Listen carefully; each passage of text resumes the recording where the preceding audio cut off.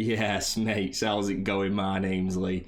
So today is the second part of the tier pyramid where I rank the best midfielders and forwards this time that I think you should be buying for Game Week 8. If you enjoy FPL, click the subscribe button down below for more content like this. Anyway, let's rock and roll.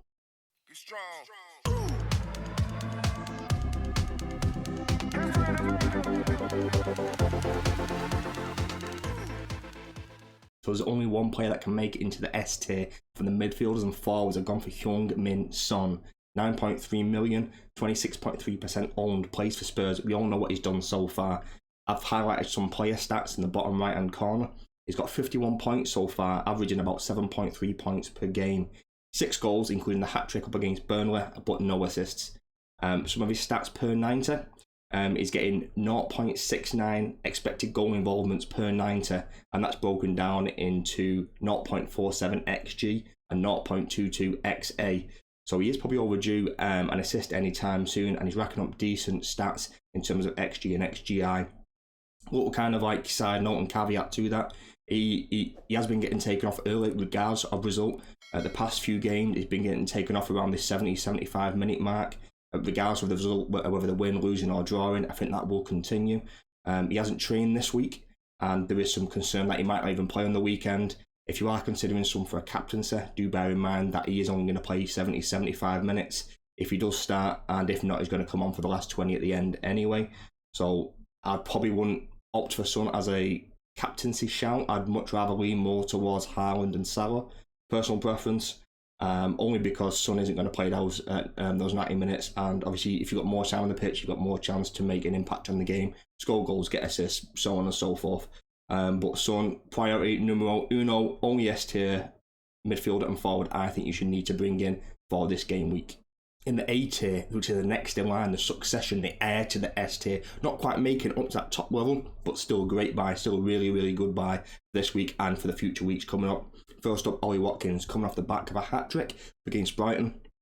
He's obviously not going to repeat that every single week. 8 million forward, great price point, 24.3% owned. That will only increase between now and the deadline. I think it's a really good pickup if you are looking to move that second forward spot on, or if you want that third forward. I think Ollie Watkins might be your man. Edges it ever so slightly over someone like a Diaby. Diaby's obviously got those injury concerns. Watkins has just been racking up the points ever so slowly. Assists in most games. I think he's returned in every single game so far, whether that's an assist or goals, and obviously the hat-trick just gone. However, I do think this one's a little bit reactionary. I think if he didn't score the hat-trick on the weekend and he only got one, there won't be so much of a clam and so much of an urge to go out and get an Ollie Watkins. But sometimes you need to go with the crowd and kind of realise that there's a lot of hype going towards Ollie Watkins, and there's going to be a lot of transfers in for someone like Watkins. If you're on wildcard, it's an easy pick to go for Ollie Watkins. You can see Villa's fixtures, the next three on the right hand side: Wolves, West Ham and Luton. You expect to score 5 goals over that period, and expect Ollie Watkins to be heavily involved in majority of those. But if you can't afford someone like a Watkins, I don't mind someone like a Diaby. But Ollie Watkins, great player, great pickup, and if you need a forward, he might be your man. James Maddison, 7.9 million midfielder, 32.9% owned, so he's cheaper than Son, 1.4 cheaper than Son, but I don't think he offers as much threat like you saw in the last few games. He doesn't offer as much final third end product as someone like Son does, or he hasn't got the explosiveness to match Son in that regard. I think if Maddison's going to return, it might be 1-2 at a push, where Son, he's got that hat-trick potential in every single game. That's the reason why I've opted for Son as the S priority numero uno. Non-Spanish speaking people, number one, mate, number one. James Maddison, still a great pickup on a lot of set pieces. I can still be heavily involved in the goals.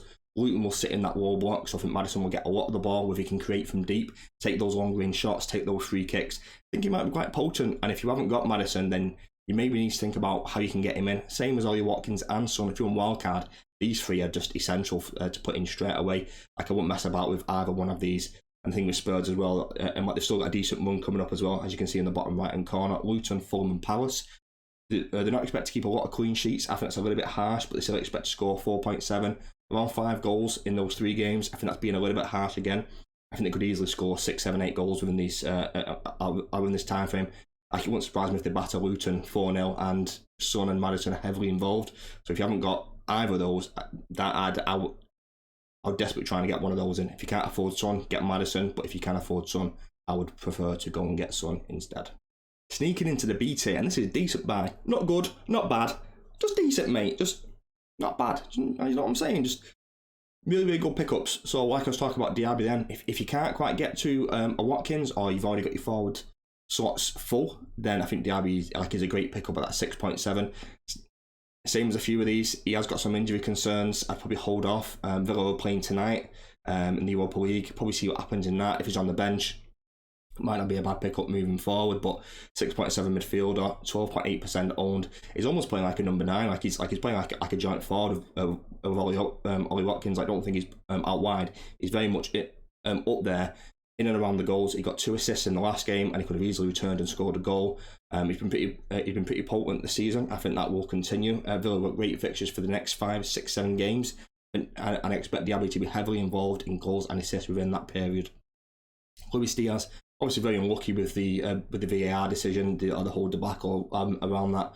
7.5 million midfielder, 9.5% owned. If you can't get someone like a Salah, or you don't want to go for a Salah, I think Luis Diaz, he's not quite as good as Salah, but I think for that price point, for that 5 million cheaper, I think he's a decent pickup. You know, like if you are looking for that Liverpool midfielder and you want a goal scorer from Liverpool, Luis Diaz might be your man. Like we all know, Salah's moved towards a creative kind of role, staying quite far on the right hand side, but Luis Diaz is getting the shots away.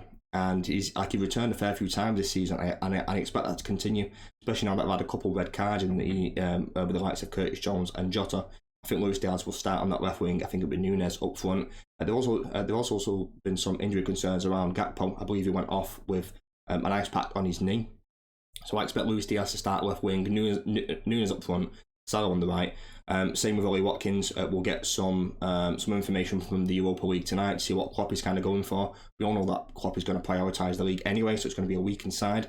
But if we get any information around Luis Diaz that he's going to start on the weekend, and you are wildcarding, same as a few of these, I don't think he's a bad pickup.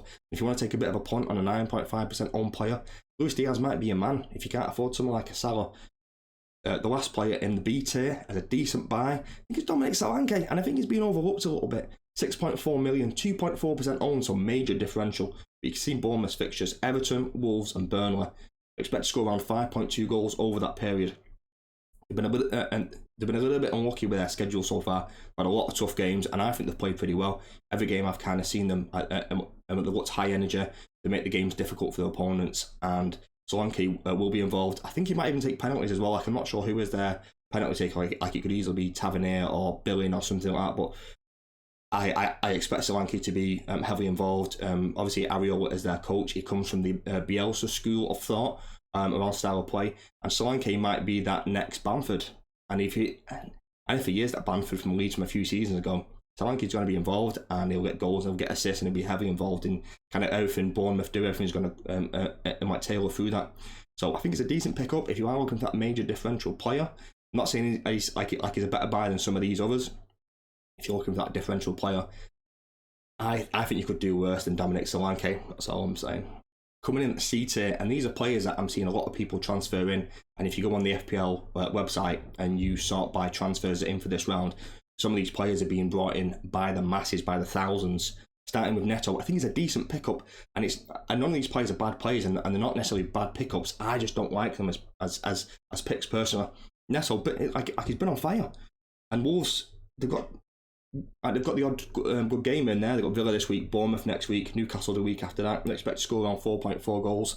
Neto will be involved in those goals. I just don't like him as a pickup. I don't rate Wolves as a side, and I'm relying on one man to do 50-yard runs, dribbling past the whole team to slam it into the net. He can't do that every single week throughout the course of the season. But if you want to take a punt on someone, I think you could do worse than someone like a Neto. Douglas Luiz, 5.4 million midfielder, 2.7% owned. I'm seeing people bring him in, and he basically just scores worldies and penalties. And if that's the kind of player you want, fine, bring him in. He's cheap as chips, but no thanks for me, mate. I think there's much better options out there. I'm walking around that price bracket. There's Anthony Gordon, I know suspended, but if you're looking for the long-term one, I think Anthony Gordon's a better pickup, and we're not really struggling for money this season, so I don't see a point of going for someone like a Douglas Luiz when you can go to Diaby for 1.3 million more.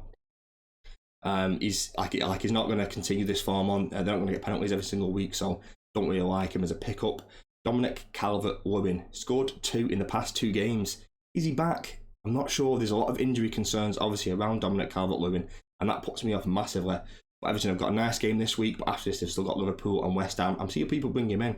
5.8 million, 1.2% owned, massive differential player.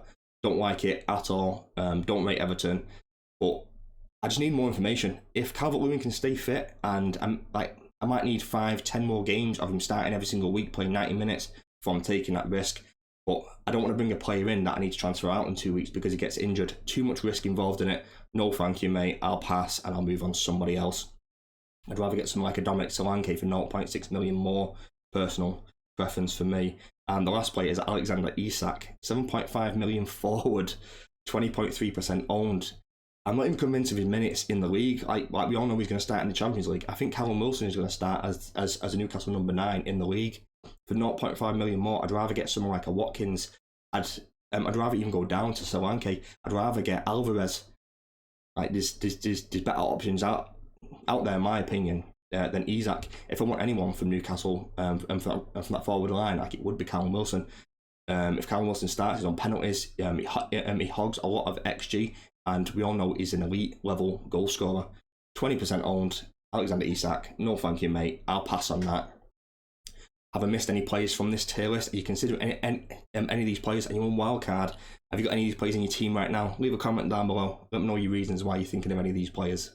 Right, mates, that's it for today's video. So we made a tier pyramid of the best midfielders and forwards you should be looking to bring in for this week and beyond. If you enjoyed today's video, please subscribe to the channel, leave a like, leave a comment, all that usual jazz. Anyway, have a good day. Peace and love.